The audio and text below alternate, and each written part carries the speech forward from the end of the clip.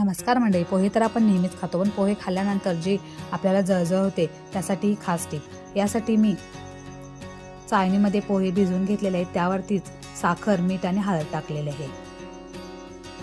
त्यानंतर थोडेसे शेंगदाणे आपल्याला भाजून टाकायचे आहेत. कढईमध्ये तेल गरम करून त्यामध्येच मोहरी, जिरं, कढीपत्ता, मिरची आणि कांदा टाकून फ्राय करून घेतलेला आहे. याची टेस्ट अजून छान येण्यासाठी मी तेलामध्येच थोडीशी कोथिंबीर टाकत आहे. या कांद्याचा कलर गोल्डन ब्राऊन झाल्यानंतर आपल्याला यावरती थोडंसं पाणी शिंपडायचं आहे.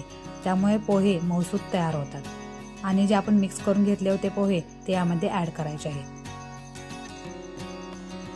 सर्व एकत्र झाल्यानंतर आपल्याला यावरती कोथिंबीर टाकायची आहे आणि सगळ्यात शेवटी आपल्याला यावरती लिंबू पिळायचा आहे. त्यामुळे पोहे खाल्ल्यानंतर जी जळजळ होते ती होत नाही. अशा पद्धतीने तुम्ही पोहे ट्राय करून बघा आणि